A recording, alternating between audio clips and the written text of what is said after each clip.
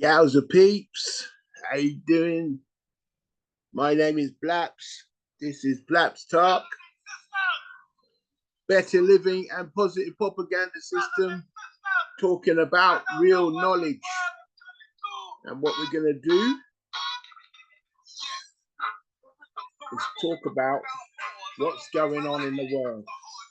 What's going on over here inside the UK, what's going on out there, over there, outside the UK, what's happening in the celebrity and community world, and we'll end up the show, as we always do, with what sparks me off. We're going to find out what gets on me nerves this week. Well, maybe not just this week, but every week I'm doing this. This could have been getting on my nerves for the entire time I've been on the planet. But, we're going to talk about it. And, of course, you can come in and talk about what you want to talk about and get something off your chest just as soon as we've talked about what I want to talk about. And so, yeah, come in, help me out. That would be nice.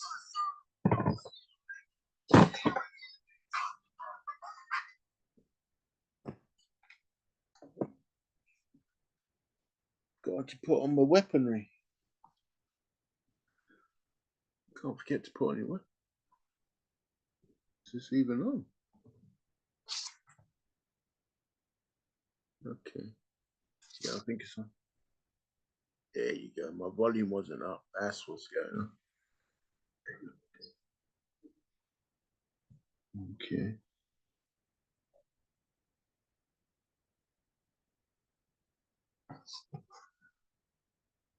We're going to have to wait for someone to come in and tell us if we can be heard. But I'm pretty sure we can be heard. Yeah, that's on. That's on. That looks good. I'm going to say we are good. Okay, so over there, let me get my gubbins up. Yeah, so you can see what I'm on about. Over there, we're talking about the NHS is out here trying to sell all our medical records. Yeah, you've got till July 24th, I think it is. Yeah, July 24th to go to your GP, your local GP, with a type 1 form. You fill it all out, then you give it to them, and then that denies them access, denies NHS Digital access to your GP records for them to sell it to whomever wishes to have them. It could be a next door neighbor, it could be the company down the street, or someone in America. It could be anyone. They'll get to find out your medical records in entirety, medications, what you've been prescribed, that you've been prescribed. It could be your diagnosis, your symptoms. It could be problems with past medicines, other stuff you've done in the past, results from tests, anything. They can sell it all. They'll have the ability to do this because, of course, the Tories, they want to sell off the NHS. And, information is power, and this is what's going on. So this is why they're doing it. Let me get off this screen. Good. I want to show you a video which details you how to stop it, how to stop it properly. You know what I mean? It's a proper video for this. So have the media help you out.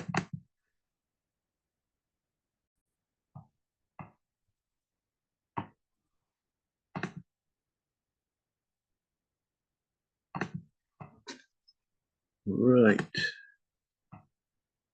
Finally, here we go. One more big date for you. June the 23rd. That's the last day that you get to opt out of what's being called the Great NHS data grab. Yeah, I don't think a lot of people like the sound of that one. No, absolutely. As of July the 1st, the GP data of everyone in England is up for sale. The government says the info is anonymous and is a great way to drive forward medical science. On the other hand, campaigners against it say the government can't be trusted to keep our identity secret, and it's being rushed through without a proper debate. In any case, if you don't like the idea of your records being sold on, you can opt out.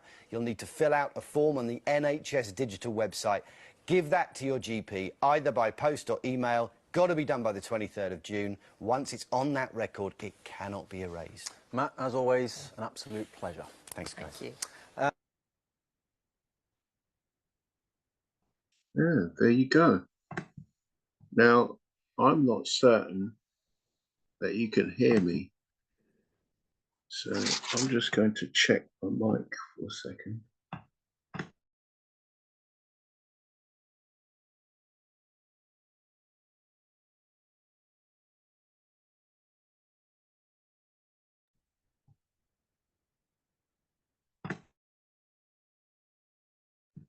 Hello, hello.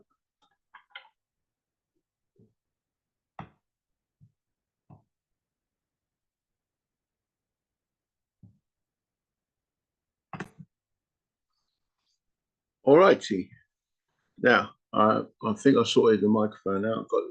Got the good mic back on now. All right, so we're going to carry on like everything was fine and hunky-dory. I think it's quite self-explanatory. Definitely think it worked.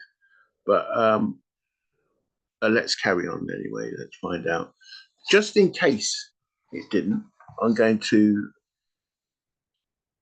play it again because I want to be careful here.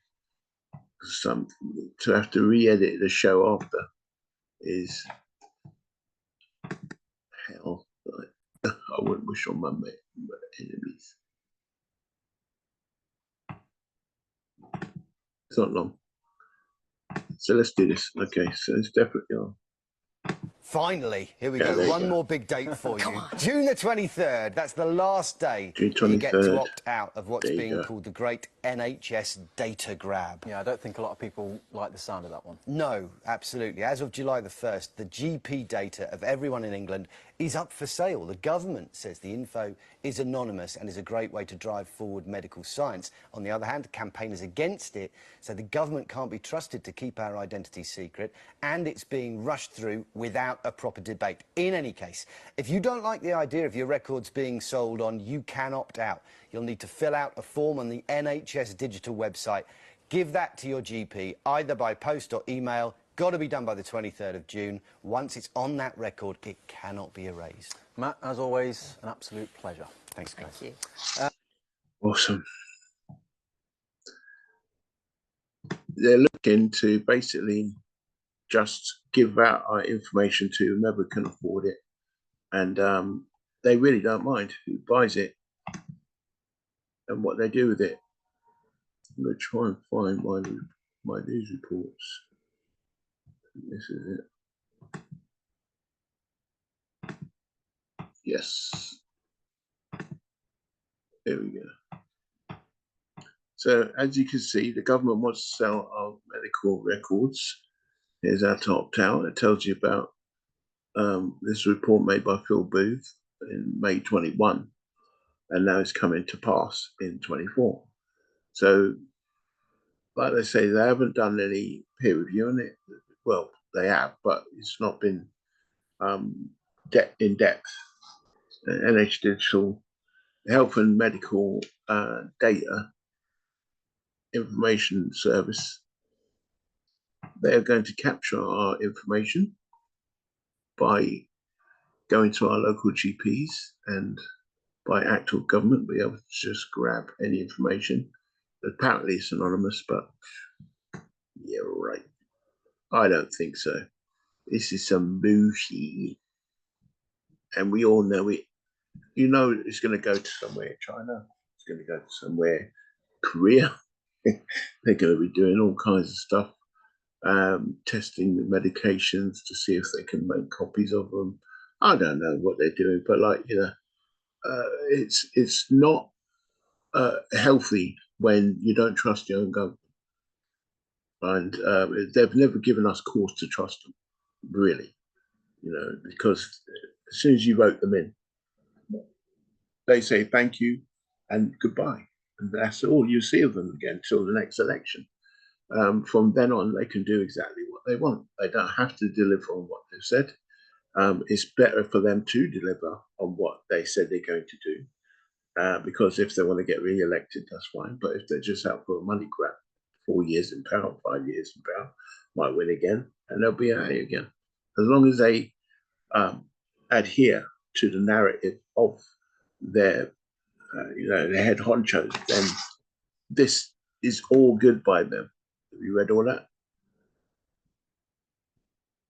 That's about it. Okay, so what I'm saying is, I would love to know what you think about the government having access to your medical records. It's just one step that, from the time they've said mobile phones can be cloned, mobile phones can be hacked, mobile phones software can be put on there that it will tell another phone exactly what you're doing, then you know that whatever you say on your phone is no longer yours. I can't tell you the amount of times where I've been talking about something on the phone to someone. Let's say reindeer, for instance. Just reindeer, just chatting about reindeer, hunting reindeer, maybe riding a reindeer, anything reindeer, reindeer, reindeer, reindeer. I've said it like 10 times now. Reindeer. I know that because my phone is linked to my YouTube on my phone and to my TV, that an advert about reindeer will come up in the next hour or day. I'll start seeing adverts about holidays to places where reindeer live, or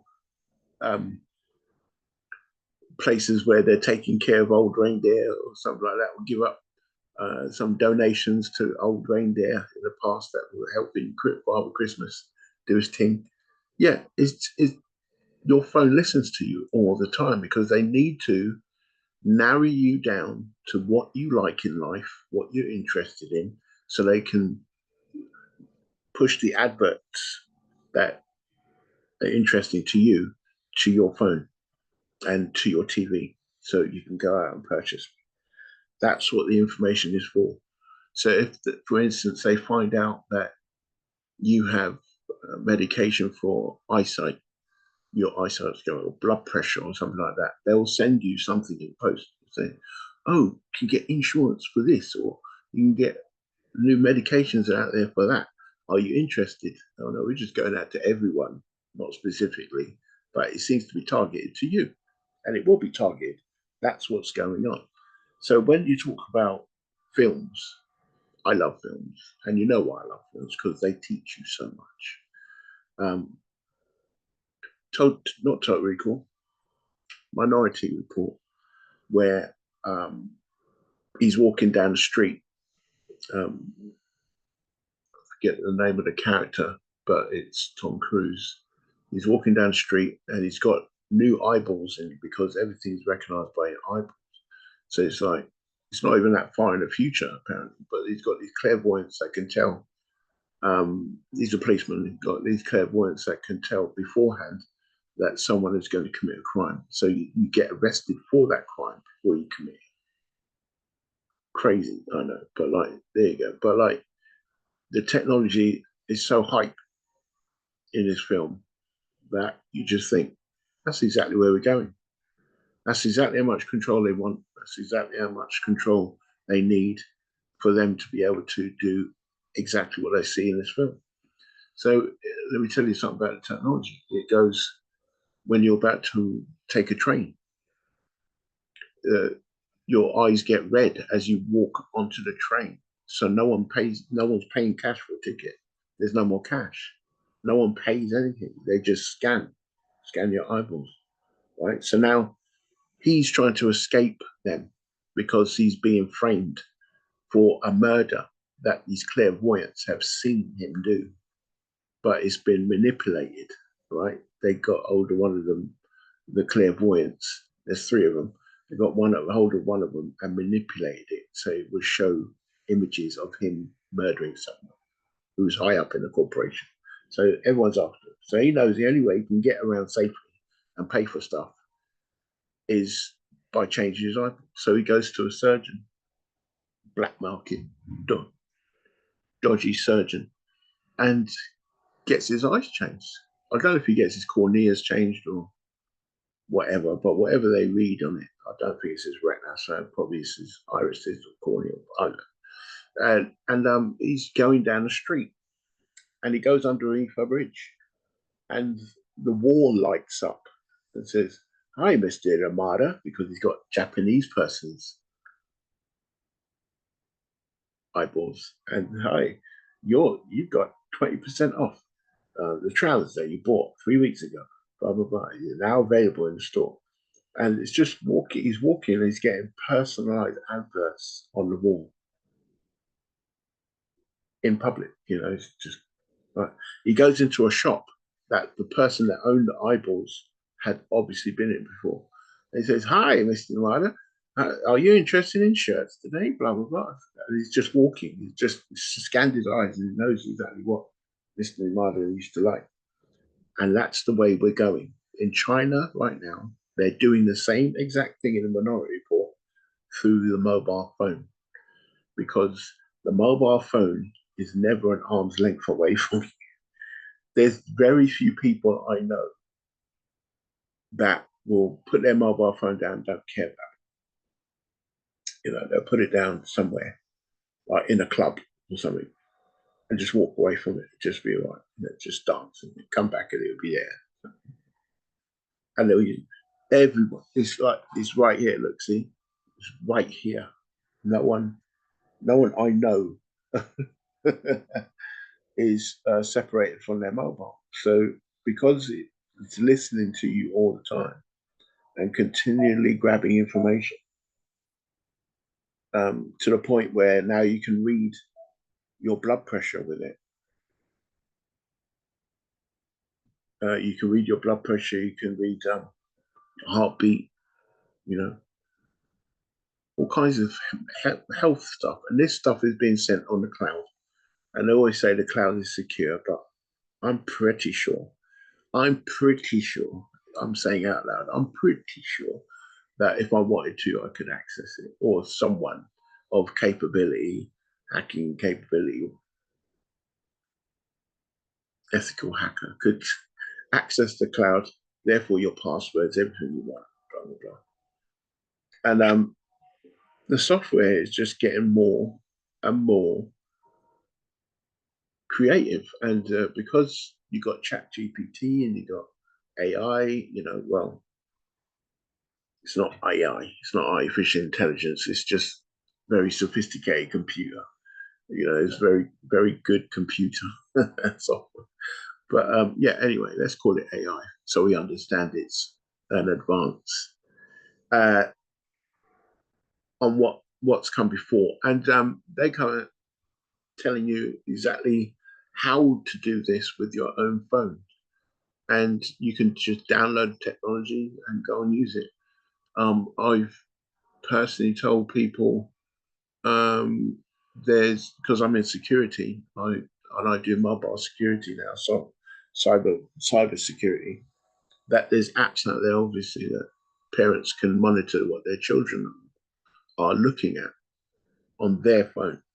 On the parent's phone, they can monitor what the child is looking at on the internet in real time. So they can see exactly what they're doing, who they're texting, what they get text back, everything. And if they can do that just with a regular app, you can pick up an Apple iStore, iPhone, whatever. So you can just pick it up for free. Imagine what they can do with sophisticated stuff like the CIA uses and stuff like that. And I was watching a film way back. What was it? It was Justice. No, it wasn't. It was Batman versus Superman. And Batman in his true guise of Bruce Wayne, goes into a bar club to meet this Russian merc because he wants to get information off his phone. So he places the bet.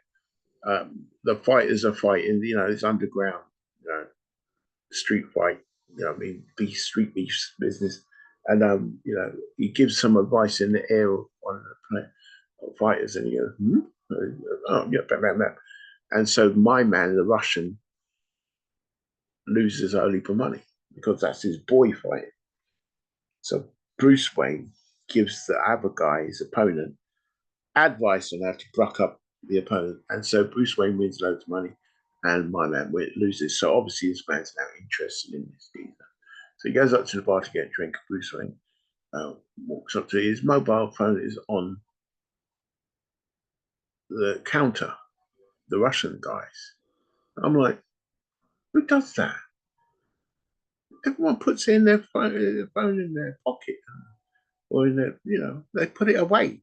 But no, this geezer put it on the phone just for cinematic effect, because Bruce Wayne just places his down quite close to it, like yay far away from it, and just places it down, just leaves it there, and they have a conversation. Yeah, you make me lose money, blah blah blah, and the man goes like a literal 30-second conversation, and in that time he's cloned the phone. He looks at his phone, he says finished, cloned.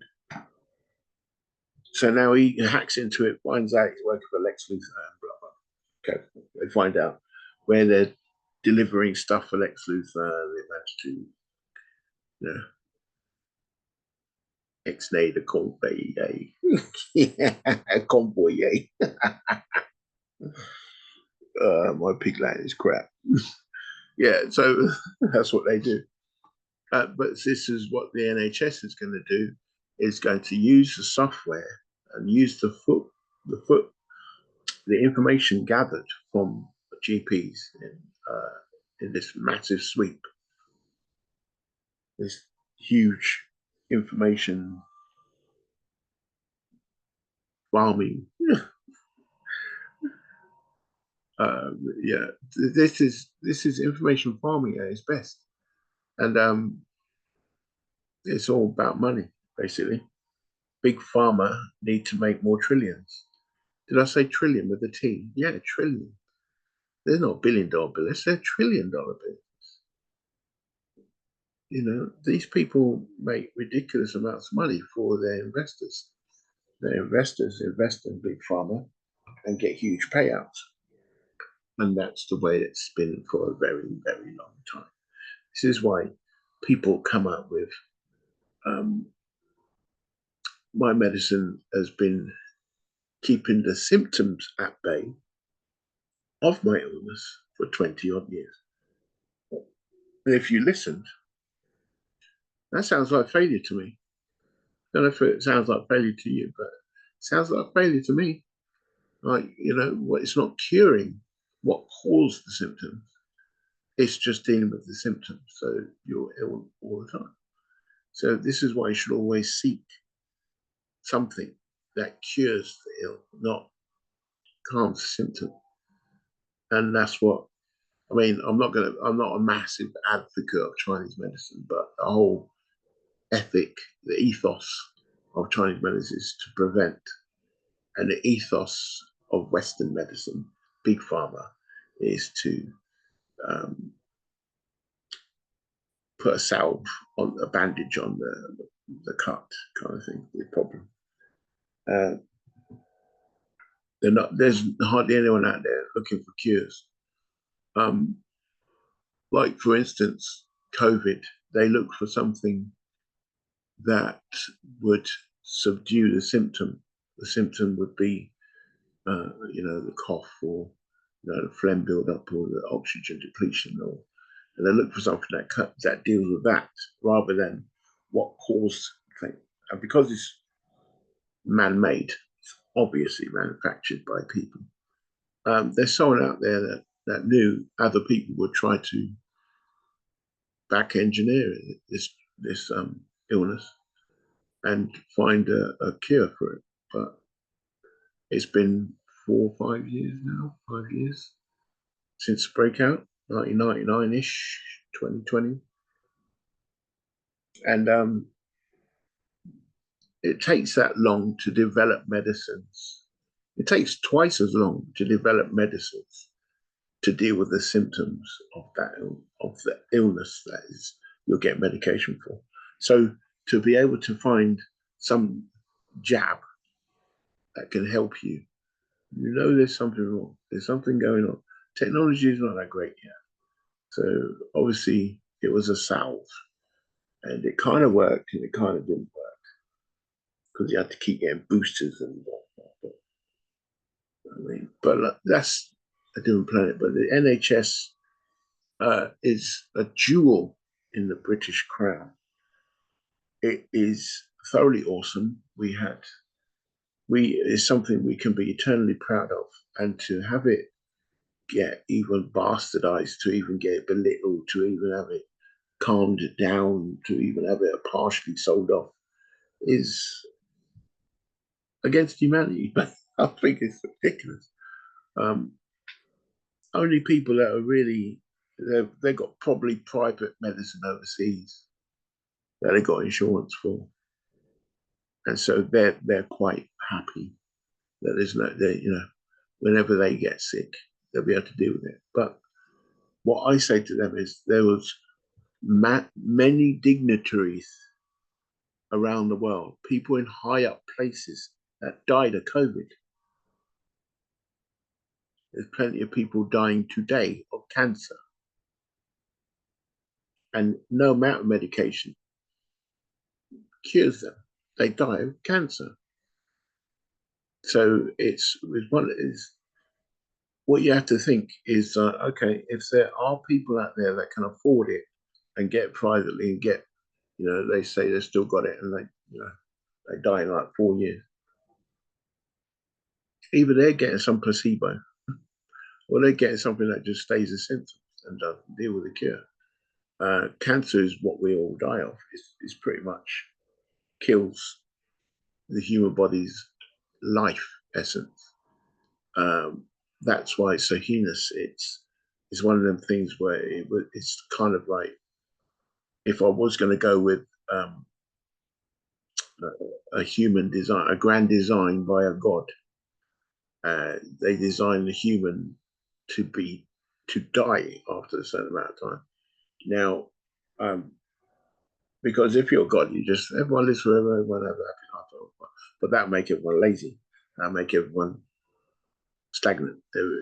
People won't bother to get up because they know they're going to live forever. What's the point? What's the point of striving for something to make things better around it? It's going to be great.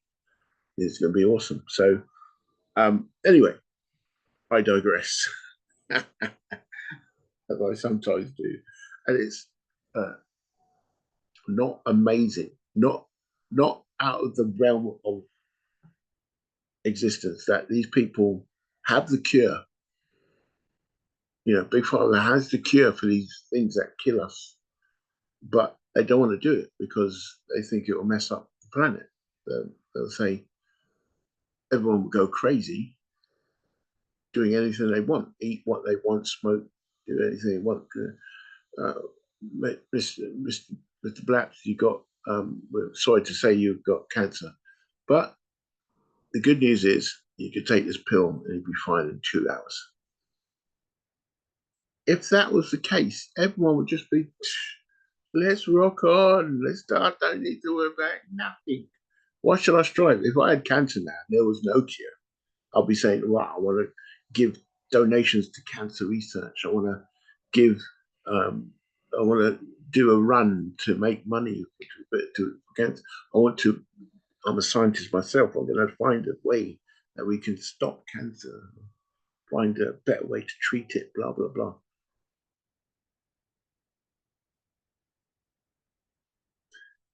And so you see why they're not going to drop the cure for cancer anytime soon. I'll probably get murdered for that by the CIA or whatever.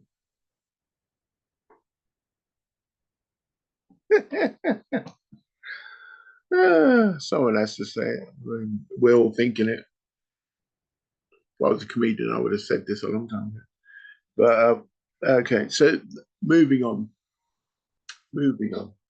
The NHS want to do it, want to get your information, and if you're nice and quiet about it, if everyone's nice and quiet about it and doesn't make a ruckus like I am right now, then everyone will get to find out and be able to go to the local GP in plenty of time. Got plenty of time to do it. It's only May, so you've got till July, pretty much July, end of July, nearly the end of July to 23rd to go to your local GP, fill out the form. It's only one-page form. I could show you it, but can't bother. It's a one-page form. It's not scary, and you just fill it out. It basically says, "I don't give you the right to look at my stuff. I want to be private. Leave my stuff alone." And it goes somewhere else. But I'm going to add something to this because the way I think is like this too shall pass, obviously, and then I say on to what. So they'll get the ability to get your information, but there'll be some forms that tell them not this person's.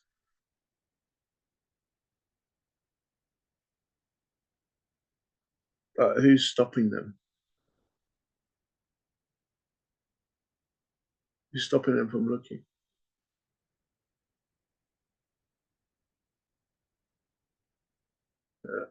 I'm thinking not who's stopping them from looking, but which GP would just say, pay us some more and you can get access to all the ones that said no. Just make sure that anything you see in it, you don't use the information. You just helps you to sort out research in other areas. Because if it comes back to someone who said, "How did you get access to that information about me when I filled out the form 2 years ago?" So I have to be careful, I suppose. You got to trust in the process, right? They give you an out, you take the out.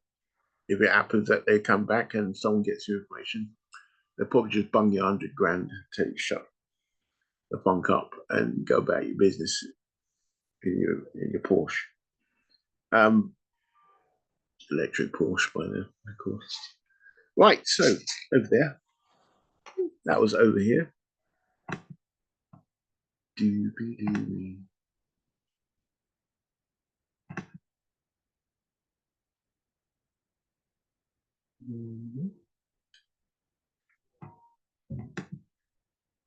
Over there, we're talking about, this is a crazy one, people. I had great difficulty researching this. I was so enraged.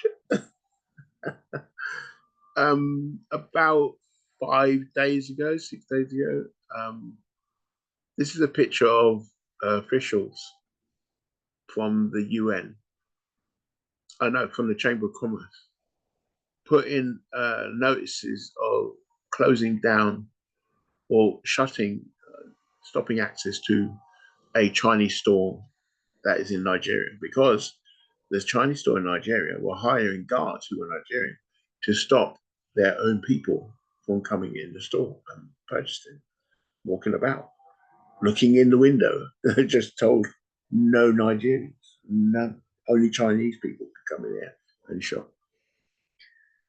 And Nigerians were obviously out of their minds with outrage. Saying, how can you be in our country, start up a very successful store, a massive store, and then tell us we can't use it, we can't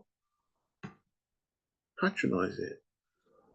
It's unbelievable. So I'm going to play this video, which thoroughly tells you the story, and then you can see for yourself how outrageous this racism is.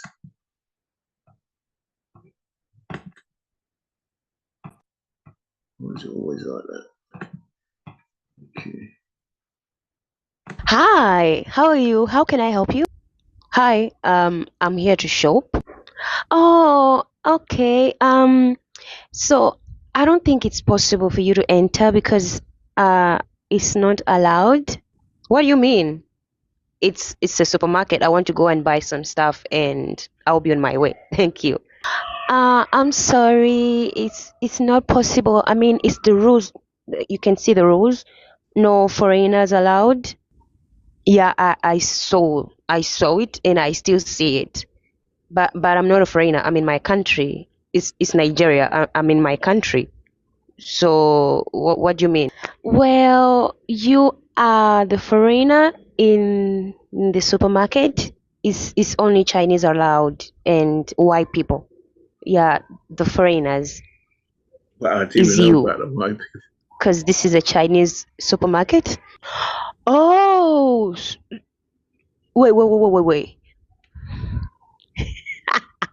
That's the world that we are living in today. I just wanted to show you how insane it sounds and looks like to be in your country as, let's say, Ugandan, Nigerian, or whatsoever. You be in your continent, you be in your country of Africa, and you get these other people that want to come and invest in the country. In this incident, it's a supermarket or whatever business that they might actually put up, and they want to tell you in your country that you're not allowed to enter their businesses in your country. Make it make sense. You can't make this up, guys. Watch this clip, come back, and let's talk about it. In Africa, a Chinese supermarket has been accused of racism against locals in Nigeria's capital, Abuja. Nigerians were outraged after they were denied entry inside the store for not being of Chinese descent. The West African nation's consumer watchdog has now shut down the Chinese market and summoned its owner. Residents in Nigeria's capital Abuja are enraged with the way they've been treated. That's a nice hat. A Chinese supermarket in Nigeria is at the center of controversy. The shop is located in a building run by the Chinese Chamber of Commerce in the Nigerian capital. The Chinese supermarket has been accused of racism by denying entry to African shoppers. After videos of the supermarket's blatant racism against local Nigerians went viral, the West African nation's consumer protection watchdog closed down the Chinese store. So how did this instance of Chinese racism against Nigerians in their own country surface? It all started earlier this week. A group of Nigerians went to the Chinese Chamber of Commerce to shop from its supermarket. They were all stopped at the entrance by guards who said that people of only Chinese descent were allowed inside. And then the outcry began. Nigerian authorities have refused to reopen the Chinese supermarket. Reports highlight that Chinese social media is full of anti-African content. And despite calls for controlling racism on Chinese social media, Beijing has done almost nothing about it. Chinese racism came into spotlight even before the COVID-19 pandemic. Way before. Africans who were living in China became victims of Chinese racism repeatedly. Over the years, reports of Africans being treated unfairly by the Chinese have become far too frequent. It reached a point where governments had to intervene to douse the flames. Africans need to come to the front because we need to talk about something, okay? So let's do this a scenario, okay? Pretend I, as an African, I go to China and I decide that I want to open an African supermarket, and I go ahead and I hire Chinese guards, and from day one, rules and regulation, the store policy is that I'm not going to allow no Chinese person to shop at the supermarket, even though I'm in China. Okay? Even though I'm an African in China, my policy is no Chinese are allowed. Okay? I prohibit Chinese people to shop inside my supermarket. This is what happened here in Nigeria. In Abuja, can you imagine? In Nigeria, Chinese business owner, he go there. They open a Chinese market. They have the audacity to name it Abuja's Chinese supermarket. They hire African security, Nigerian guards at the gate. You know, the gatekeepers. And the store policy, the rules and regulation is no African is allowed to shop, to enter through the gates. Can you imagine? Haven't we Africans learned? And this is what it means when people bribe you to do weird. Africans are getting bribed left to right. How can somebody pay you in your own house to be a security, to keep your own people out, to accommodate some colonizer? Take some mick. Can any African in China do this type of thing these Chinese are doing in Nigeria? You're mad. Can an African go build a supermarket in China Huh. and then on the policy hire Chinese guards and then say no Chinese is allowed to shop inside this market? It's only for Africans. While inside of China, would Chinese people allow this? Why do African people allow such things? Why? Why are we always tolerant? This is, oh my God, my word. You see, I'm uttering. I can't even describe the feeling that I'm feeling. Like, how bold are these people, right? We haven't learned anything yet. What I'm saying to you is so ridiculous. You couldn't even tell it to your friend and expect them to just be nice and calm about it. That they would be spitting fire.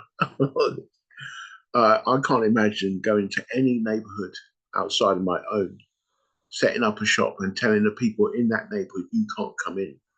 I don't care if you're born and grown and lived there all your life. You can't come in. Just regular people, not even a people of a different race, just for regular people in that area. You can't. Only people from outside this place can come in. The big thing is, to me, is that this is the 21st century. This happened 5-6 days ago. People are still in London, where I am. This is over there we're talking about. It's outside the UK, but people in London thinking, yeah, what's wrong with that? And like, it's okay. It's okay. It's your shop. You can serve who you want. But the thing is, you can't stop people on race. There's rules for that. There's rules. You can't do it. So I'm not sure how it goes in Africa, but I'm pretty sure. Well, as you can see, they don't stand for that. But the audacity that makes these people think I could do this with a straight face and tell them, no, it's my shop. I can invite in who I feel like if I want. Blatant xenophobia, blatant racism. And they wonder why we've got a chip on our shoulder, an attitude, or we're always trodden on. No matter where we go in this world, we're always trodden on. We're the first people to get insulted, the first people to get disrespected, the first people to get violated, the first people to get pushed to the back of the queue, the first people to get arrested, the first people to be overly, charged, overly judged, and we're always the most people in the prison in that country, even if it's Norway. I'm playing, of course not. But Norway's prisons are apparently nice. I think it's Norway. Was it Denmark? Their prisons look like your living room. Like you got a TV, you got a wash up, you can cook for yourself, all that kind of stuff. I was like, okay, so the punishment is you're away from your family, you get on your nerves. Okay, I think to move to Norway. I think it's Norway and Denmark. Someone, I apologize to the other countries if it's not you. But you got some damn good prisons. I don't think it could work over here, my damn. So we're some ungrateful people. We will just take you for your kindness and then mess up again. Straight away on leaving. We're some messed up people. But let's go with recidivism. Recidivism in America is a major issue. Recidivism, that's it, is a major issue in America because we have over 2 million population of the prisons is like 2.5 million, and 1.5 million, I think it's 2.5 million or 3 million, and like million Nearly 2 million are black, and the rest of everything else. You got to understand that, okay, we might be the most violent, we might be the most angry, we might be the most villainous and treacherous and blah, blah, blah. But we're only 30%, 25%, I would say, of the American population, this color. That's 330 million people, 25%. That's like 60 million people out of 330. And 2 million of them are in jail. Yeah, you see, what the hell? How does that work? Now, obviously, the system is corrupt. And obviously, the system in Nigeria is corrupt to allow these people to come into their own country, build a massive shopping center, and then deny the people that live in that area access to their store and their wares. Like there's some dirty mongrel living on the street trying to kick in the throat, so he can't come in. I don't want this to go away. It's one of them George Floyd moments. It's one of them. I mean, it's so petty, but you know, it's big as well. You know, the reason why it's big is because they were allowed to get away with it. These guards were on the door doing their job, stopping shoppers from coming in because they've been told you ain't got a job unless you do it. So over about, they need to make money. They need to feed their children, and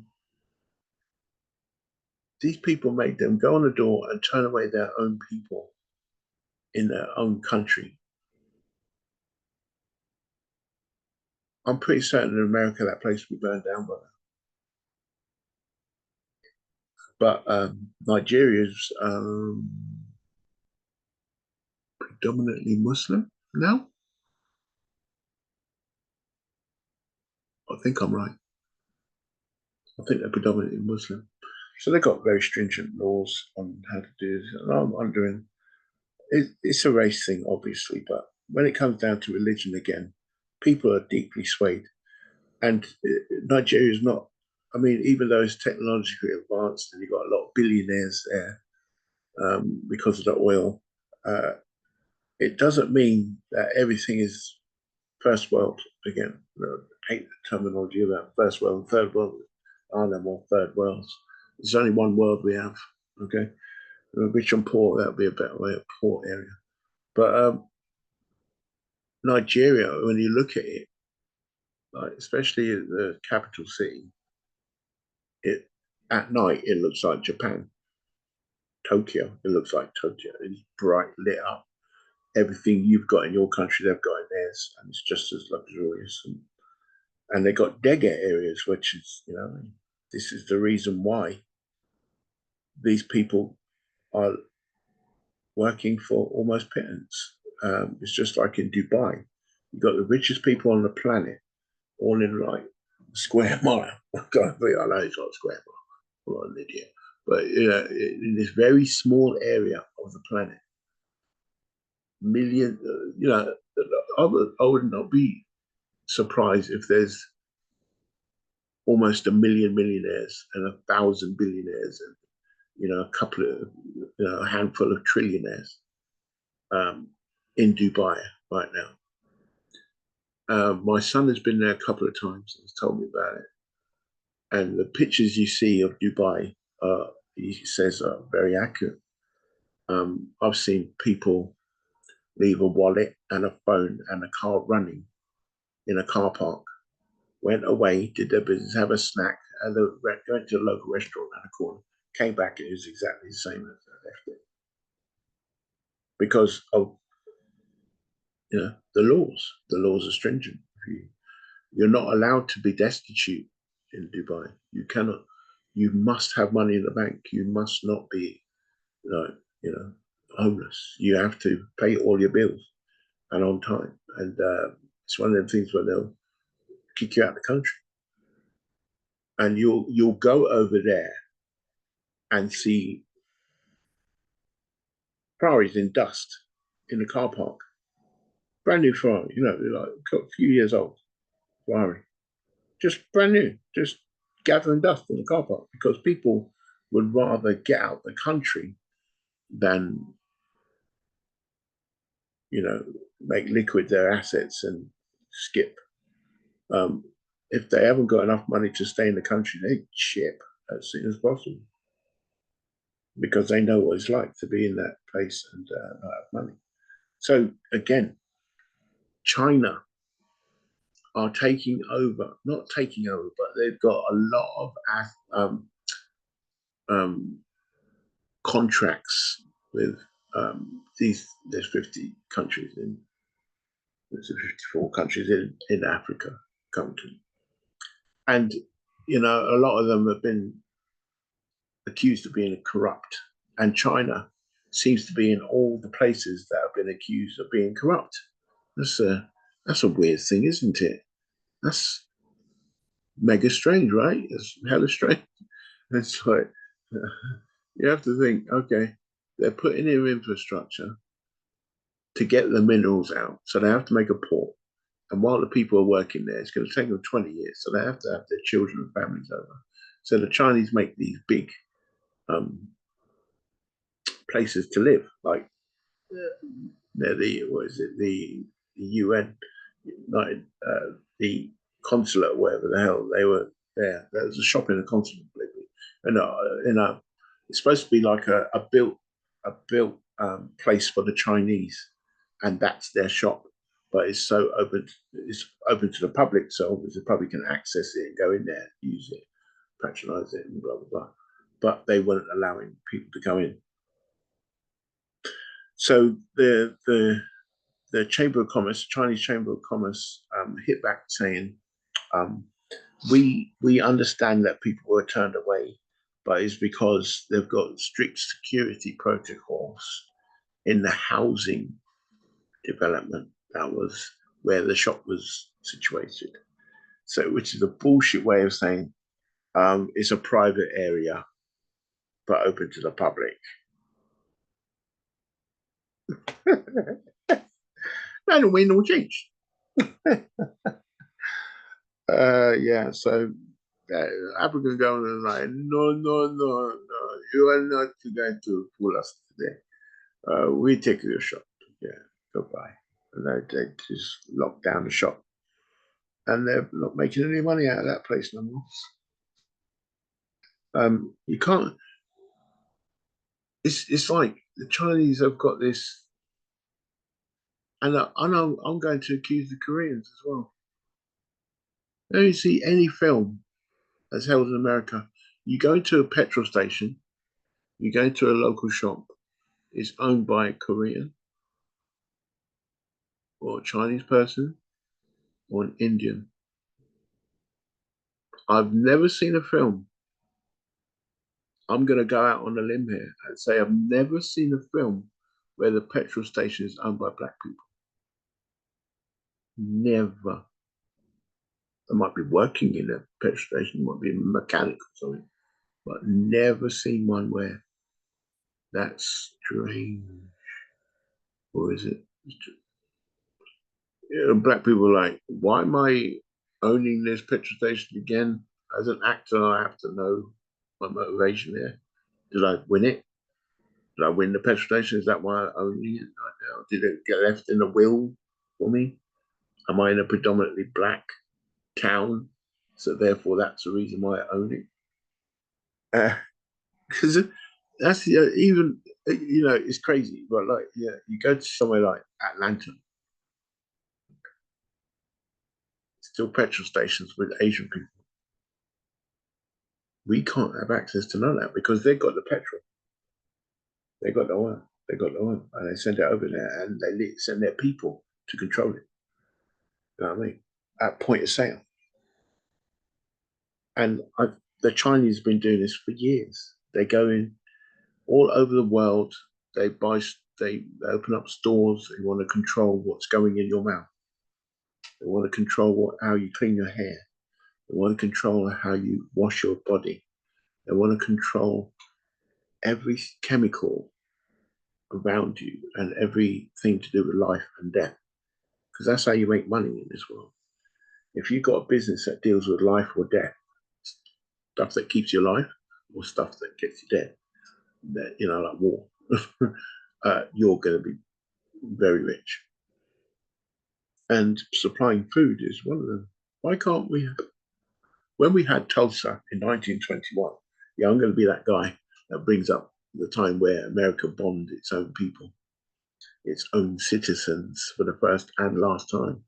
They bombed a whole town of black people who was considered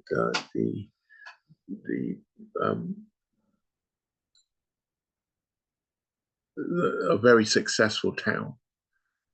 What they called it, the stock exchange, not the stock exchange, what was it? Wall Street.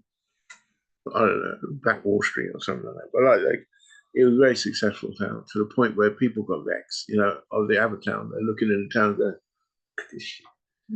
They got that. I haven't even got that. What's going on? Should we burn it? But yeah, come on, let's get the crew together. Let's go." And they burn up the whole place over some stupid incident. You know, someone clicked their fingers twice or something. They should only click it once. And they burned the whole town down, killed all the people, tossed people out their yards, stole their businesses, all kinds of stuff. And now there's people out there that have grown and lived in America and there's in their 70s that were definitely around when the news of this town being burnt to the ground would have been out, and they didn't know Tulsa got bombed. That's how much they kept it underground. It's only in turn of the century that people are finding out that there was this town that was the Black Wall Street. It was hugely successful. All the businesses run by black people. Judges, police, dentists, everyone was black. Everyone was black. And black people were moving there in droves because they were getting cussed out everywhere else. So they just said, I'm going to my own people again. And, you know, this is what Garvey wanted to do. Marcus Garvey was to, no, let's go back to Africa and set up a settlement there. And we got Liberia right now, which is a colonial black colony. It's not colonial as in they've taken over the place, but, you know, it's basically a whole heap of 1,000 black people came from America, emigrated to Africa, got free land and built a place for themselves, and now it's a huge city, blah, blah, blah. Very good. So it just goes to show you that as long as there's people out there that are afraid of people having a different color skin than them, you're going to have racism. And race is supposed to be something to do with where you've come from, but obviously it's more about colorism.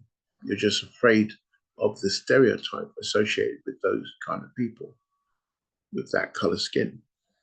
So you build up the stereotype so you have something to be afraid of, so you can guarantee to keep them people down, because you're going to be teaching your children those people are dangerous. Yes, those people, not the white people standing next to them. Those people, not the white man with the gun, the black man with the pencil is the most dangerous person here. And I'll put out a funny joke. There was someone who did AI, a gorilla hybrid mixed with a human. So it looks like it's got boxing gloves on and everything. And it's huge muscles and everything like that, but human-esque figure, but with a gorilla head. So the whole body looks like gorilla and human together. But it's huge, like Hulk-looking being.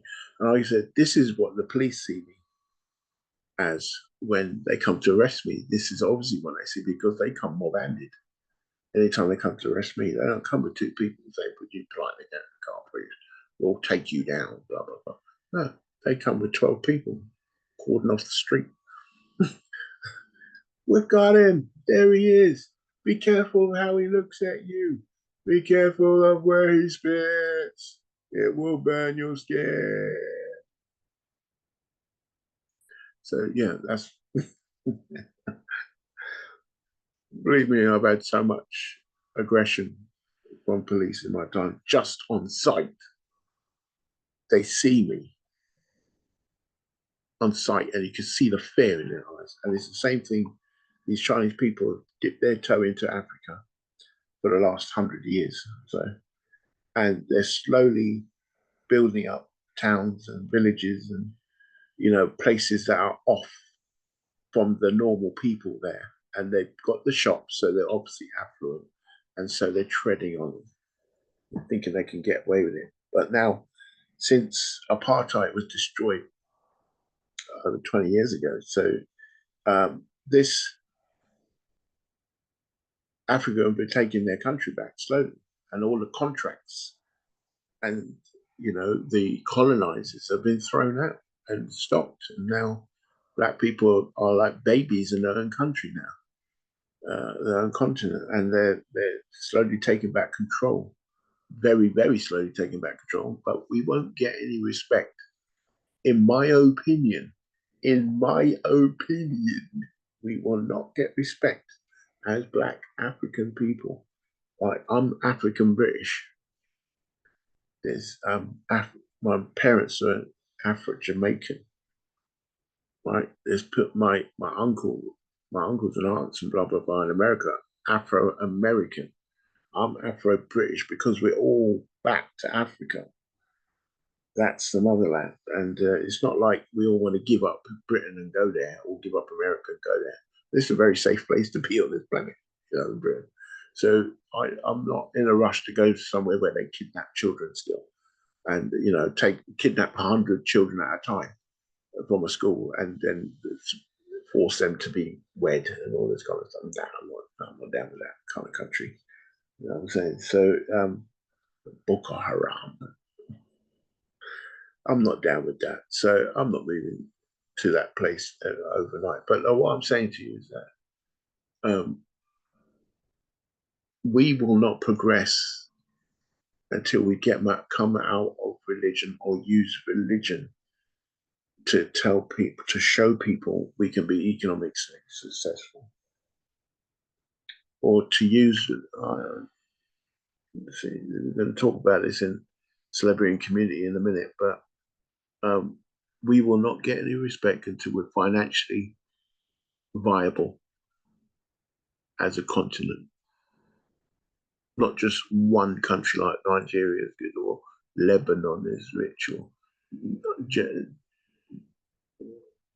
Sudan is rich. You know, we got to have it everywhere in Africa. The most affluent place on the planet be Africa. You won't get no respect. We also will not get respect until we have a proper army with proper nukes. We're the place where everyone goes to get their money. Africa. All the rest of the countries are rich because of Africa. Imagine that. America's biggest economy in the world. China's just literally like this and that with America. And then you got Russia. You know, Russia's economy is not that big actually. It's, you know, Greece's economy is bigger than Russia's. But you can see what Russians can do when they're in a war. They've got plenty of money. So, you know, they've got the capability of staying in that war forever. But, you know, it's a matter of these people got insane amounts of money and an insane amount of nuclear weapons. And I could tell you about the amount of nuclear weapons they've got. Britain have got like 600, something like that. America's got like 3,000, 3,500. Russia's got like 6,700. They've got the most. The people that you think would have the most would be America. They've got 3,000. Russia's got twice the amount of them. And North Korea's got like 100, something like that. But it's capable, nuclear capable, like Iran and Pakistan and Britain, blah, blah, blah, all the rest of them. They're nuclear capable. And the richest place on the planet that everyone gets their money from has 0 nukes. 0. How many did I say again? Zero nothing. Not one rated nuke between 50 countries that have got billionaires in them. That's a hell of an indictment, isn't it? That's just straight up crazy. That's just madness. But yeah, it's not going to stop. My parents came over in the 60s, early 60s, to the UK and immediately got racism.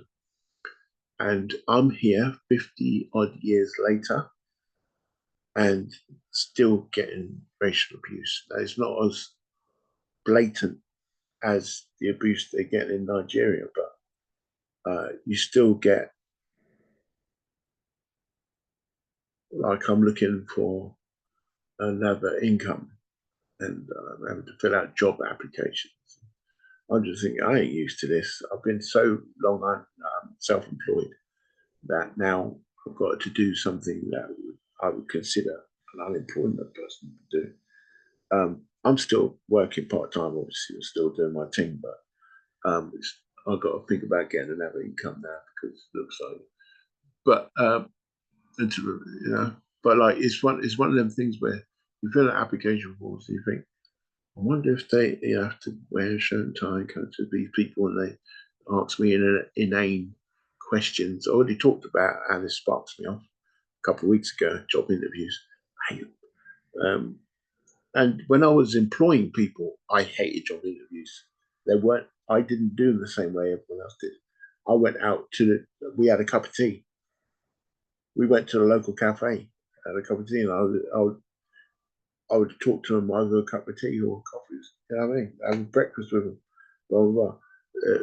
It's so much different when you're trying to find out if you can work with this person, rather than have they got enough degrees and is their tie straight, or if they're wearing the right shoes with that suit, blah blah blah. And yeah, I was just thinking, who's going to be turning me down? Should I bust them in the mouth? Should I be bigger? Should I just chill? Should I not even go for an interview? Should I just muddle through until I'm clear? You know, all these kind of things. Because I'm thinking about the age I am and going into a place where I'm obviously going to get looked up and down like 10 times before I can even open my mouth and say I'm trying to apply for work here. Yeah, it's just one of them things where the racism is still in the back of their head. They've been taught you cannot grow up in the UK and not be racist. It's impossible. It's impossible. What did I say? It's impossible. You just got to keep it down on the down low, basically, and be as inconspicuous as possible with it.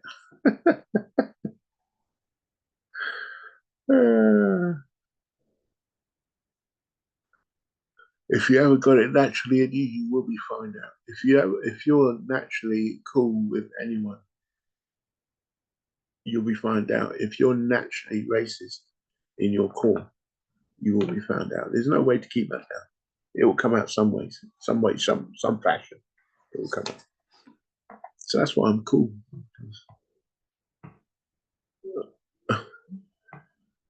I'm a martial artist. And I don't care who's standing next to me in a fight. If they're fighting on my side, I don't care what they look like. I care about if they can throw a punch and take one. Moving on. Celebrity and community. We're talking about Stephen Golding. He's the head of the UNIA, which is the United Negro Improvement Association. I think, yes, I'm right. Yeah. And he's Jamaican. And he's, I've got a picture of him there when in 2018, obviously he's still doing what he's doing. What we're talking about today is his speech that he did a few days ago at the UN, calling for real talks and movement towards reparation. And you know what? I've got a video for it. So let's again listen.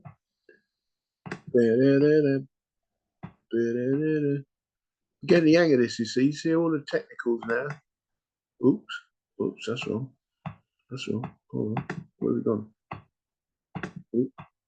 Just as I say, get the hang of it. Right, there we go. Right. That button. Oh, we're back. There it is. Oh, I know what's happened.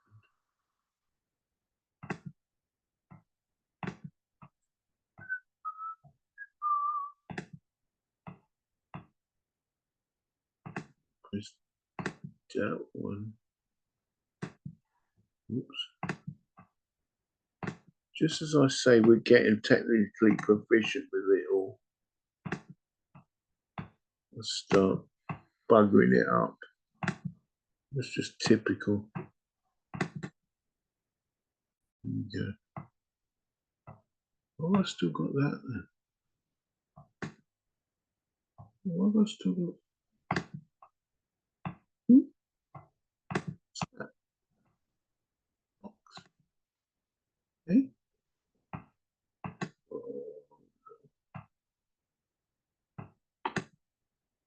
Okay.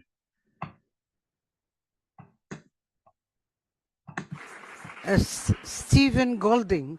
Madam Chair, the Universal Negro Improvement Association, which I represent, was founded by the Right Excellent Marcus Garvey in 1914 to advocate for the rights of Africans at home and abroad. We were the first organization to petition the League of Nations for the recognition, justice, and development of African people. In the aftermath of World War I, we proposed that the African colonies relinquished by Germany be used to make reparations and facilitate repatriation. Our calls were met with silence. In 1920, we drafted the Declaration of Rights of the Negro Peoples of the World and presented it to the League in 1922, but once again they turned a deaf ear. Marcus Garvey himself came to this city, Geneva, in 1928 and 1931, but did not get justice. We view the creation of this forum as the culmination of a century's struggle. The first international decade commenced in the same year as the UNIA centenary. Significantly, the International Day for People of African Descent represents the realization of Article 53 of our 1920 Declaration. The global solidarity witnessed after George Floyd's martyrdom was symbolized by our red, black, and green flag declared in Article 39, and it reignited a worldwide call to justice, out of which this permanent forum was born. As we look forward to observing a second international decade for people of African descent, let us acknowledge the profound debt owed to Haiti and mobilize all our resources to support them in their time of need. The 21st century has seen strides towards reparations and repatriation, but we must now confront restrictive racist visa policies that contravene the rights of Africans to travel unmolested throughout the world, as declared in Article 35. This is a call to action and unity that I bring before you today. It is a fulfillment of Garvey's own prophetic words that the world shall hear from my principles even 100 years hence. Let us pledge to complete the mission he embarked upon over a century ago. Next year, the African Union will unveil a bronze bust of Garvey in Ethiopia. We now ask this forum to advocate for the same recognition of him here at the UN headquarters in Geneva, where he visited twice. It is time to honor a man whose ideas were ahead of his time. It is time to honor a man whose ideas were ahead of his time, but a man whose time has come at last. I thank you. Thank you so much. Thank you.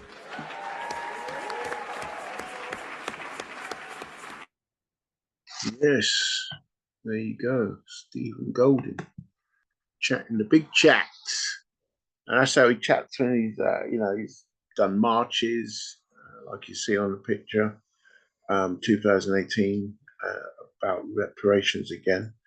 The formal talk on reparations began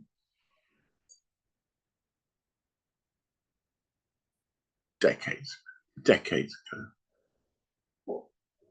But it's only been seriously being talked about in the last 40 years, I'd say. Um,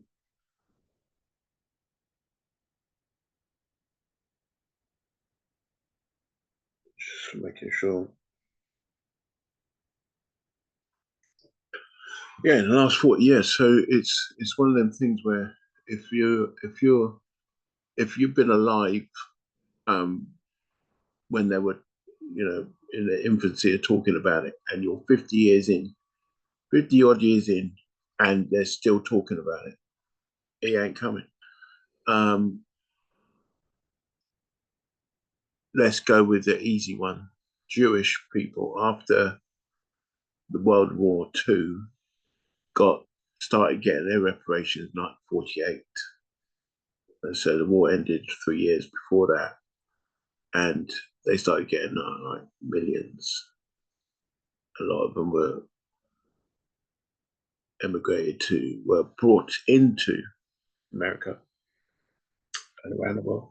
And later on, they asked Britain, who were in control of a lot of colonies around the world, and so therefore they're in control of, after the Ottoman Empire, asked the Jewish community is where would you like to have a homestead, to start off a new home? And they were saying, well, we want Israel to be a real thing. It's written in our book. It's the place where God set aside for us. Now, if you know your history, the original Hebrews were the African people all over Africa. Africa was literally Israel. Now they had a choice, the Ashkenazi Jews or Hasidic Jews or whatever, ones with the black hair, those people, the ones that were from Russia, Germany, blah, blah, blah. They came in and asked Britain, look, since what we did for you won the war, because we're controlling the finances everywhere, we won the war for you, to stop Hitler from killing our people, blah, blah, blah, because he hated us too. We want a homestead. We want to build a homestead. We want to make a new Israel, as written in the Bible. The Bible that was the African people's Bible that they stole, repurposed, put out a Greek one, King James, the Torah, Pentateuch, it all got modified, modernified, and and basically it's Judaism now. They're not the true Israelites, and even black people coming back to say, okay, is this our homeland mentioned in our book? They said yes, but you can't come in. You're the wrong color. So they had to say, yes, we're going to go by your method, your thinking, your laws that you made up, that you say Moses made up, blah, blah, blah. Who was obviously a black man who lived in Egypt, who grew up as a secret son of the Pharaoh, the person in charge, people of Pharaoh, who were North African. So Moses was black. You see how I did that? It's very simple, isn't it? You can do the mathematics yourself. Moses was 80 odd when he left with the people then, and let my people go, hardened, Pharaoh hardened heart. All right, leave. No, wait a minute, come back.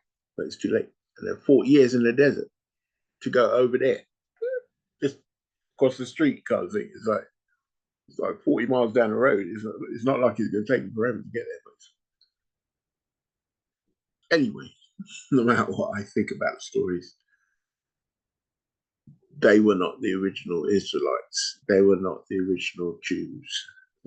Now, the Jewish turned up after the war and said that part of the world, that's what we want, Israel. And then now we're still fighting over it. Britain, America, and Israel's still fighting to keep them in that country and to stop people from killing them because war for religion. And it's crazy to think that okay, because we've got these Jewish people having a museum in America that gets 190 million per year in reparations, which is literally paying them back for all the money that they spent on the war to get them to win the war, to get America involved, you know, that kind of stuff. But you know, it's amazing to me how much black people would just say, "Oh, we were enslaved for 400 years. You subjugate, raped our wives, raped our women, killed our fathers and husbands, blah blah blah, and then you threw the babies into gutter to feed pigs and blah blah blah." And it's amazing how we can say, "Can we please be considered for some reparations, please? Since you've killed like 80 million, 100 million, 200 million of us over 400 years. Could we please be considered?" And then, now, listen to the maths on this one. There's 9 million people in Israel that are Jewish, right? And the rest are around the world. Australia, America, blah, blah, blah, safe countries, basically, for it.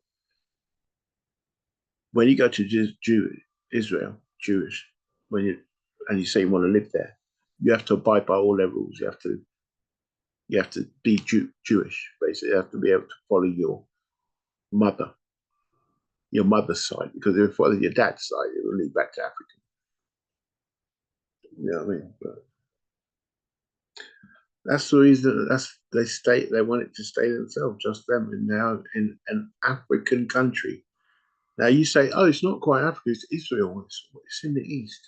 No, back in the day, when all their books were written, Africa stretched almost to China.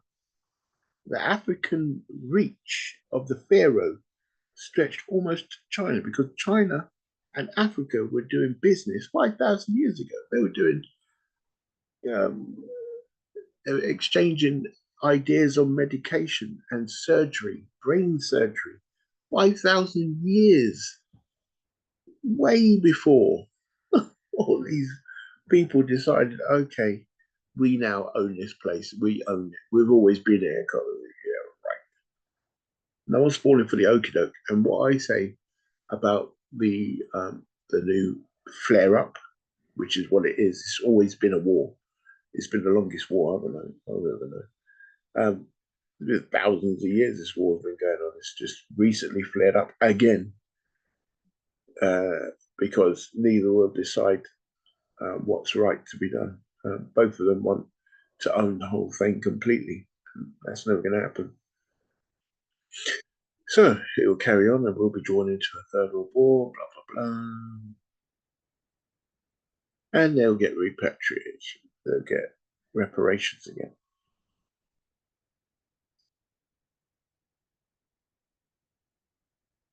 And we'll get nothing, obviously. We'll get nothing, even though it's our country. It's all very, very strange. And because Islam spread from east to west, they're now in Egypt, controlling Egypt right now. Because we've always been passive, we've always been cool. Because we've got it all. We've got everything that they want. So when you come to someone who's got plentiful food, they invite you in and say, "Would you like some food, some drink? Would you like some comfort? Like company? What do you like? We have it all here. Be comfortable. Let's do business together, blah, blah, blah." But they come from a place of need. So they're like, "We're hungry where we come from. We want it all. We want everything you got. If you don't give it to us, we'll kill you. We'll do business first. Just make you think, calm down. Then we'll look around, find out you ain't got no weapons that we can't handle, and then we'll kill you. And then you have to be under our foot." And that's why you got the transatlantic slave trade, and you got the sub-Saharan slave trade. It's done by Muslims. And yeah, some of them were black, because Muslims were already black before this Islam was started in 630 whatever by Muhammad, a white man. So anyway, I could go about history all night, but it's not going to change it. But you can see why black people are so angry. And even though this is happening in a totally different country, and if we're going to get reparations, we wouldn't be getting no personal check of 100 million each. You know what I mean? 100,000 each, 50 quid. We won't be getting anything like that. There will be no way. The way I think reparations should be handled, this is me, blacks saying it, is that all the corporations that were about slavery, that could be proved to be about slavery, should first of all hand over 20% of their entire wealth, 20% from every single corporation, 20% to a corporate, a place, you know, like the UNIA, whatever, you know, who could control all that kind of finance.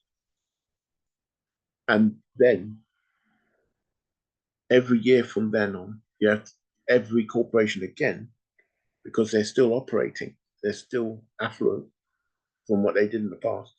First, they give out a wedge, then they give out a 5% increment every year, 5% every year of their total earnings, whatever they earn, 5%. Or continually, forever, in perpetuity. Or we take over their company.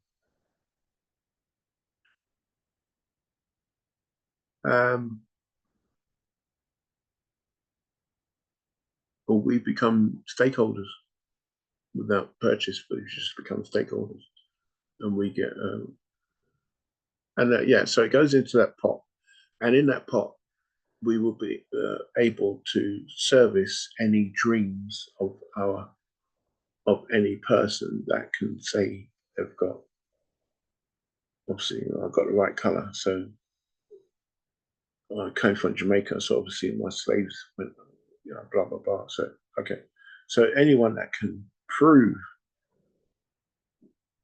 they came from slavery will be getting money. But there's people still affected in the same country, never, ever, like in Africa, you know, they've never left, their people never left, they never sold slaves, they never were slaves, blah, blah, blah. And they're existing now, and they're under the oppression of these massive corporations just because they're black, just because they're African. And they should get payout too. So it's an untold amount. If there's $1 trillion company out there that have to distribute 20% of that, imagine that.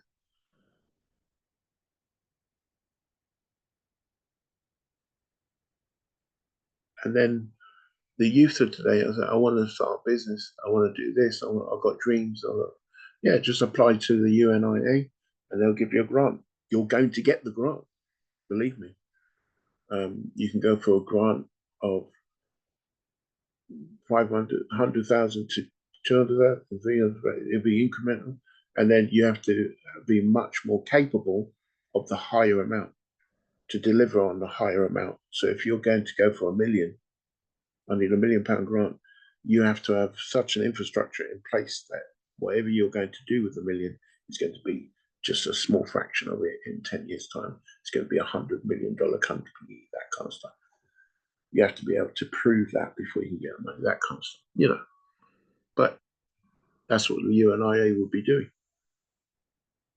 If we talk about people like Stephen Golding. You know, you have to always hope, and I hate that word hope, but you have to put into, I would say, make sure you have in place a method that no one person is in charge, no one person is in control, because that'd be just a basic king you're making there. or queen, whatever, you know, emperor. And yeah, that would never work out though. So it'd have to be a huge company that is controlled by the people then, or watchdogs are the people then, and we get to go anywhere we want in this huge corporation. I think that would be the way forward for reparations, because I really can't see us getting. There was a film. Actually, it was Atlanta, the TV show. It was oh my God, what's his name? Yeah.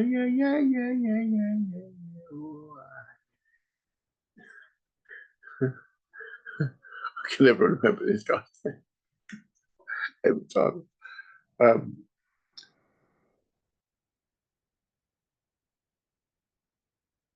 This is America. You know, Danny.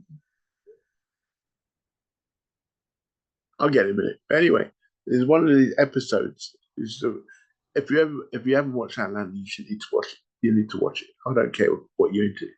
You need to watch Atlanta. It's a very strange, very crazy thing about this wannabe music producer producing a local rapper who becomes bigger. They become famous as a crew. They just grew up as people, you know, family and friends, and they got this break, and this producer made it happen. And so he's not like he's brilliant at his job, but he's just given that job time ago, and they got this break, and they've become big, and now they're worldwide, and now they're traveling around the world. So now they've still got that old mentality, but with money now. But you know, they went through much problems to get to where they got. But anyway, that's what the film's about. And they get surreal sometimes, because you don't know if you're watching someone's dream or if you're watching someone's thought at the time. And they won't even make it clear that it's someone's dream you're watching. It'll be just like a normal, they'll be in New York City and camels will walk past on the road. 10 camels just walk down the road. What's that about? And let's just carry on talking. Really? That doesn't happen, but that's the kind of place. And it's very strange. But anyway, they come out with an episode where Black people around the world were awarded reparations. And what it is, if they found out that your family was involved, then you had to give up a massive percentage of your wage and your house if you couldn't keep up the payments every month. Then would take your assets. The family that you were slaves to your family back in the day, they can now claim your assets as theirs, and it's so on point. It's so, yeah, that would happen. That would definitely happen. I would do that. Blah blah blah. Yeah, it's crazy but so accurate. I reckon if we got reparations that way, it would be crazy. I don't think it would work, but it'd be so much fun. Is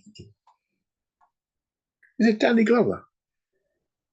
He's Danny Glover. Yeah. Danny Glover.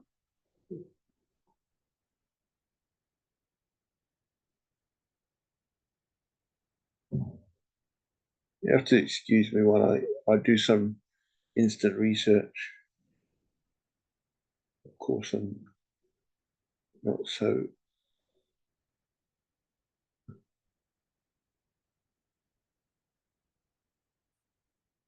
Danny Glover could be an artist, actually.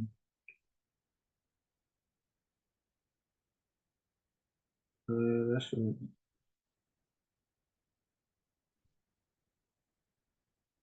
yeah. Here's Danny Glover. This.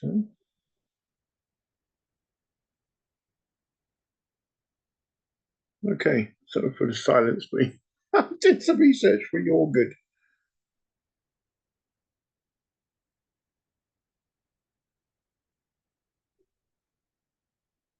Donald Glover.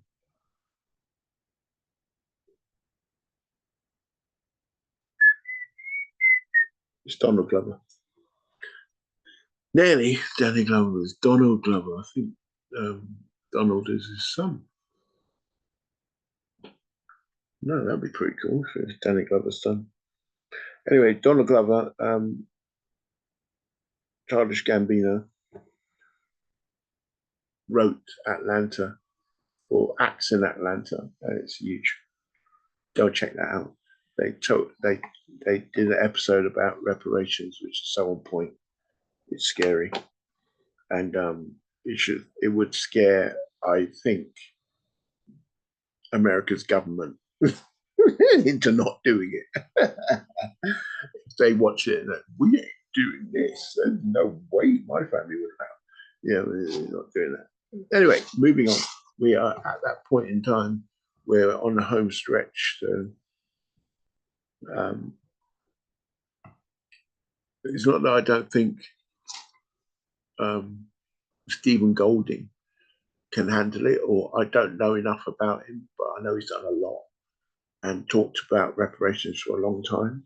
But I want him to be that kind of guy that does it for all of us and doesn't, because so many times we get let down as Jamaicans, like the pastor of the church runs away with one of the little young uns and marries them, and gets a Rolls Royce, and everyone else in the parish is starving, can't even afford to give out tithes, and the guy lives like a king, blah blah blah. And we thought, why does that always happen? Why is it always like the person you trust most is the most disgusting person in charge? Why is he always in charge?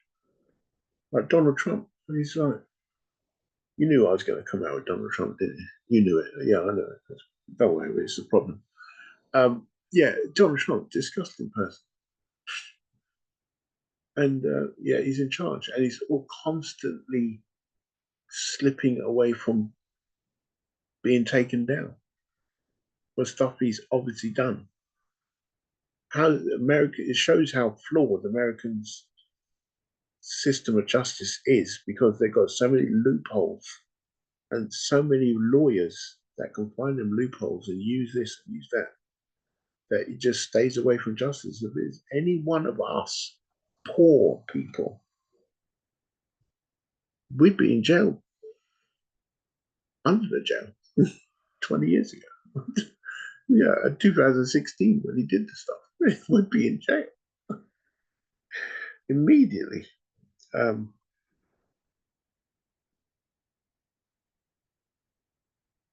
Yeah, I mean, it's terrible to think that we can't even trust our own people, no matter how righteous they are, no matter how plausible they are, and honest, and blah blah blah. We always got it in the back of our head. I talked about one of my hates again is stinking thinking, but we get let down so much. I don't think this is stinking thinking. It's just normal reaction. This is just gut reaction you get from certain people. And like when you're watching a film, you just think, if you see a slimy black man, you know that they're probably going to be a politician, or they're going to be a pastor, they're going to be a lawyer, or gangster, but they're never a normal straight up. They'd have to be the lead character to be straight up. And even when they're putting the lead character, like, let's have a good example. Even the lead character has to be flawed beyond measure, like Hancock. Superhero, helping people every day, saving lives, but likes to drink and is totally depressed.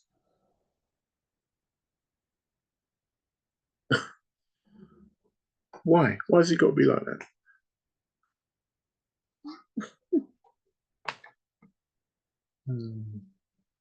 Because it's our psyche, it's our anger, we are the supermen on this planet. We're considered the superman all the time. When you look at basketball, any sport you think of, you know, even sports we don't really play, and when we start dip our toe in it and we become champion of it in a couple of years. I'm not saying we're better. I'm just saying it's apparent. It's subjective. It's objectively apparent. We have this aspect of us that makes us look like leaders and kings and you know, queens. But anyway, why do we always end up letting our people down? Why can't we just rise up? You know, be a beacon of ethics and morals for the rest of the generations afterwards.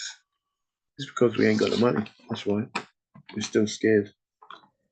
Even when we got 150 million in the bank, even when you're a billionaire and you start being confident about it, like Kanye, and you lose like 2 million overnight, it's just like 2 billion over a billion, half a billion overnight, you start thinking, damning yourself again. What the hell? You need to do the maths on $1 billion or £1 billion. You need to do the maths on it to show just how much money you have. Like, if I paid you £1,000 a day, about 6 months, you'd have $1 million. If I paid you £100,000 a day, I think it's 30 years of doing that, you'd have $1 billion. Yeah. 100 grand a day. That's just crazy.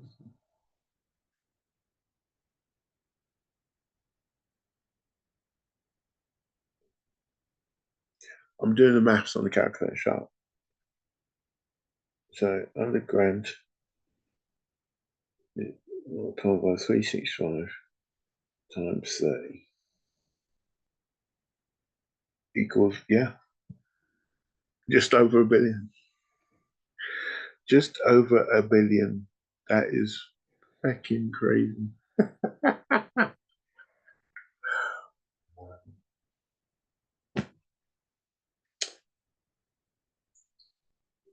$100 grand a day for life. Become a billionaire. And you got people like Bezos and Musk that have got 100 billion. Then you've got their daddies that have got 1 trillion in Dubai, where a family of about 20 odd people have got 1 trillion net worth.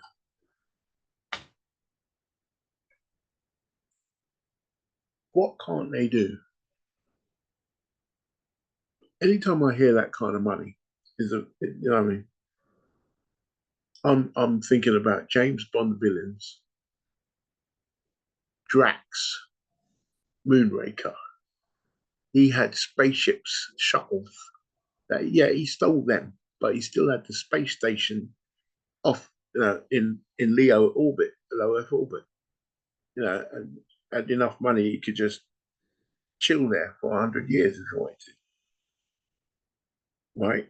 And he was a millionaire. He wasn't even a billionaire. He was a millionaire. Obviously, he's in the 70s or 80s when this film came out, but that millionaire was like, whoa, with an M, with a capital M. Billion. Now, for £1, you could buy a car, or like 3 grand, you could buy a house, you know. But like, so to have $1 million was like crazy money. He was just a multi-millionaire. He might have had 50 million or 100 million, but he wasn't a billionaire. Then I think of people like Dr.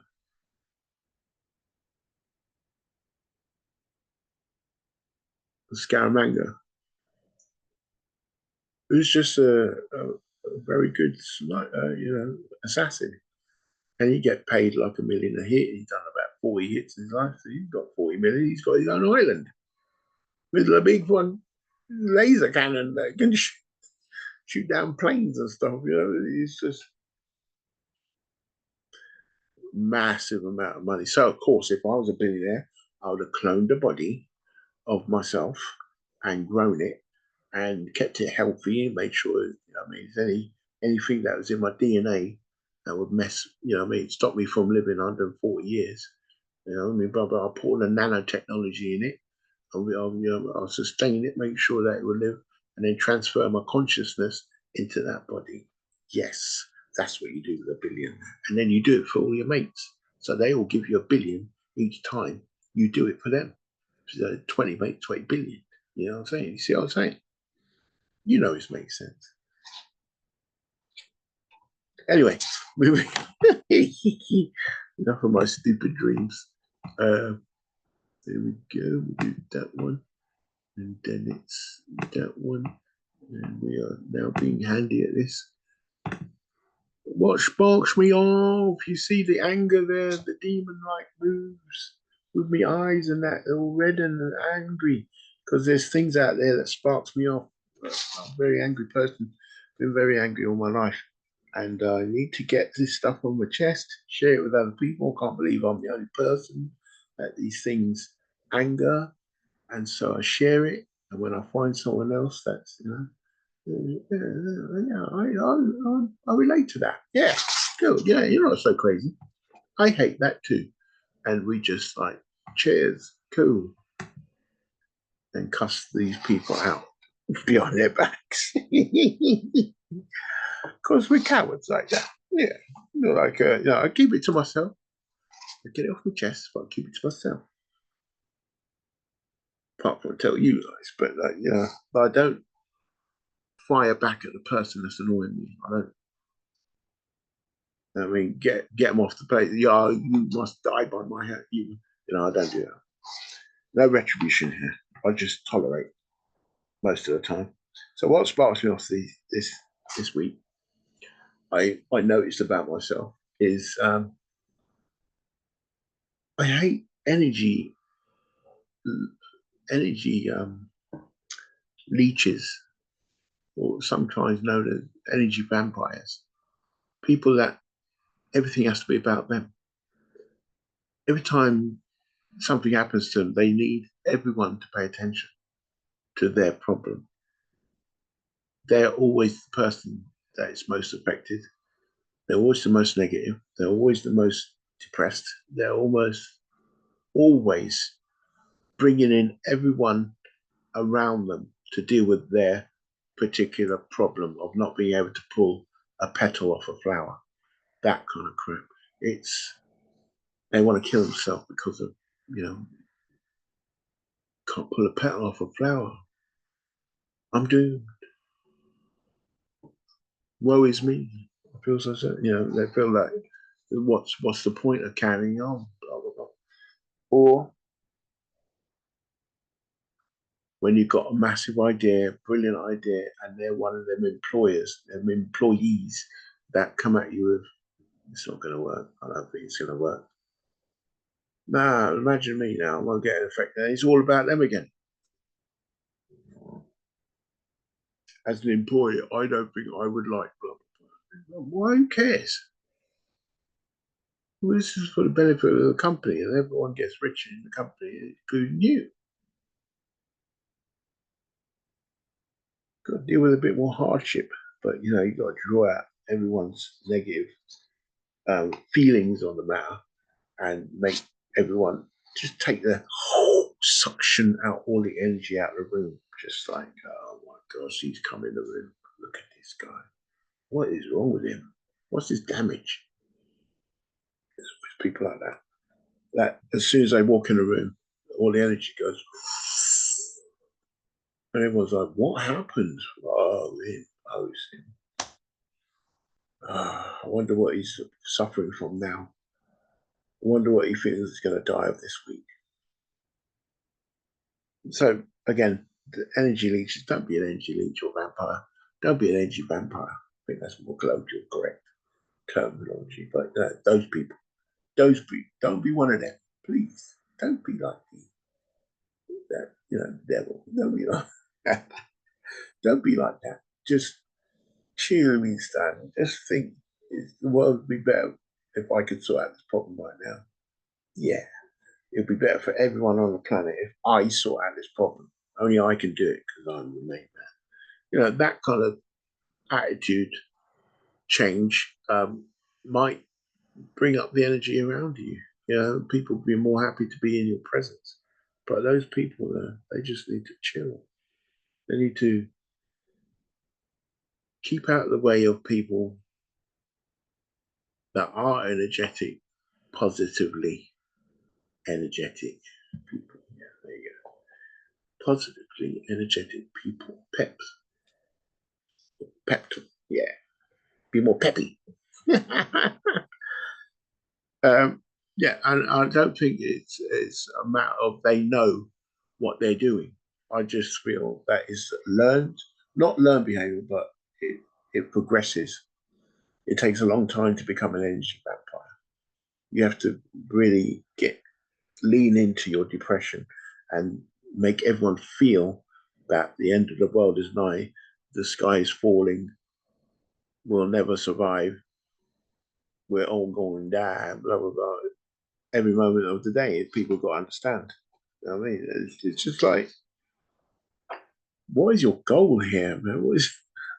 What is your final destination here? Funny way to say that, but good film. Well, 5 of them now. I think it's 5. But like, yeah, what is your final destination here? Are you just trying to bring us all down so low that we never be able to get up to the height of a stool again? What the hell is this going on? But yeah, just your temperament has to be around them. Yeah, go do that over there. We don't need to hear you. We're good. We're good without you here. They'll get around to it. They get around to it. They'll understand. Their way is not the way. We need to have more energy. So that was what sparks me off this week. All right, bit of a strange one, but it technically went quite well. I didn't mess up too much. Hope you enjoyed it. I will recap right now what we chatted about.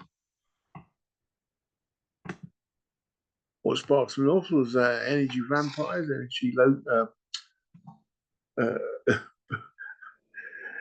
energy leeches who just need you to be as low as they are. They're glass half empty people that just suck the energy out of the room as soon as they walk in, and it's just so depressing to be around.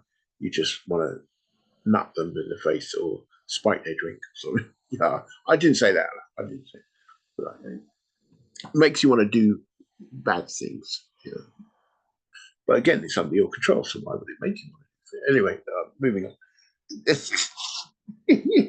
Digging a hole, mate. Get out. Okay, it's not going backwards like it did in the test. Okay.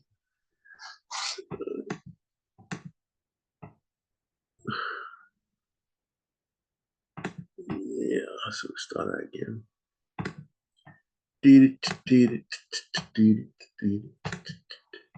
What sparks me off? Celebrity Committee is about Stephen Golding, who's part of the UNIA, United Negro Improvement Association. They're about getting reparations for the people them. And he spoke at the UN about it. He's very serious. And we might get some actual movement on this now because the talk is becoming one of them chairs now. It's not just yeah, this is what we should do. And someone says, yeah. And everyone says, yeah. It's becoming that uproar now where why is something getting done about this? You lot have been holding us back for too long. And we all begin to recognize it. Anyway, over there was about in Nigeria, there's a Chinese business that opened up a store in Nigeria, and they decided they're not going to let any Nigerians patronize the place. They're not allowed to come in. They got done for it, and now the place got closed. As you can see in the picture, they got closed. And not sure if they're going to be open again, but if they are open again, I think they're going to have employees there that are Nigerian. They're going to have people working there, Nigerian, and people will obviously be allowed to shop there, or they will not be allowed to continue business in Nigeria. I think that's what's going to happen, and I think it should be blatantly clear to other businesses who decide they want to be openly racist, overtly racist, that this is going to happen to you soon too. And I love it when the Me Too's keep going. Say, oh yeah, look, there's another one in there. Remember that film, Do the Right Thing, where they mashed up the pizza place. Then they went over to the Korean shop and they say, yeah, what about you? And then he came out with the broom. Yeah, I mean, yeah. All right, you're Korean, Mr. Korean man. You're okay. You're angry. You're as angry as us. You get a bride tonight. But we could have done it. We could have done it, but I decided I'm going to stay my anger and then let you live. And so that was a good film again. I love my films. And over here, we talked about the NHS being enabled by the government under law to be able to take the GP, your local GP's information and sell it to any party around the world who they feel they can sell it to. But you can stop that happening. You can stop them using your information by filling out a type 1 form, giving it into your GP before June 23rd. Make sure, wait a minute, I got it right. I think it's July 20th. I'm going to get that wrong. A month late. Well, get it done before June 23rd, you'll be safe. Anyway, so July, I think it's July. But yeah, that was it. That was what we talked about. And they shouldn't have the right. It's going to lead to worse stuff. It's only a spiral. It's the end of the wedge stuff. And it's crazy how we just allow them to get away with it and then move on. And they're doing all this stuff just before the general election that is going to happen this year. It's in a couple of days, isn't it? Is it the 5th of May? Someone can tell me on that. But yeah, so, election. So once they get all the crap put in to mash up the next party coming in for the next 4 years, then they've done their job. I think it's just tainting, poisoning the well. I think that's what they do. And they're smiling about it. It's not unusual for them to smile about devious stuff they're doing. But we enable them by not making a furore about it. They just went in through the back door real quick and got this bill through. And all these little quiet bills going through are subtly changing our freedoms and stuff like that. So we need to be more on point. Anywho, that was BLAPPS TARK today, Better Living a Positive Propaganda System, talking about real knowledge. I have been Sifu BLAPPS a.r.m, and I have enjoyed myself. You have been awesome, and you have been lapsed. I love you, and there's nothing you can do about it. Jolan through. Till the next time. Peace in the Middle East. Everybody be cool. You be cool.